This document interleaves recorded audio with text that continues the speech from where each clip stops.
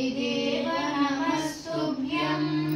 प्रसीद मम भास्कर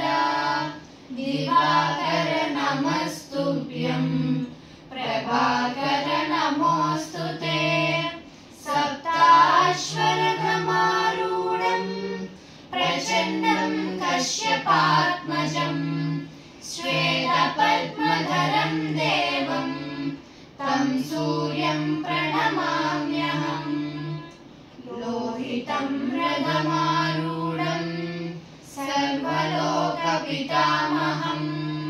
महापापहरं देवं तं सूर्यं प्रणमाम्यहम् त्रैगुण्यं च महासूरं ब्रह्म विष्णु महेश्वरं महापापहरं देवं तं सूर्यं प्रणमाम्यहम् गृहीतं तेजसां पुञ्जं वायुराकाशमेव च प्रभुस्वं सर्वलोकानां तं सूर्यं प्रणमाम्यहम् बन्धूकपुष्पसङ्कासं हारकुण्डलभूषितम् एकचक्रधरं देवं तं सूर्यं प्रणमाम्यहम् विश्वेशं विश्वकर्तारं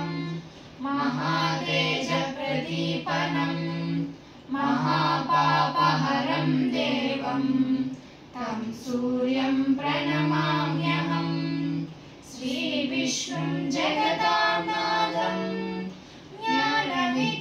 ज्ञानविज्ञानमोक्षदं महापापहरं देवं तं सूर्यं प्रणमाम्यहम्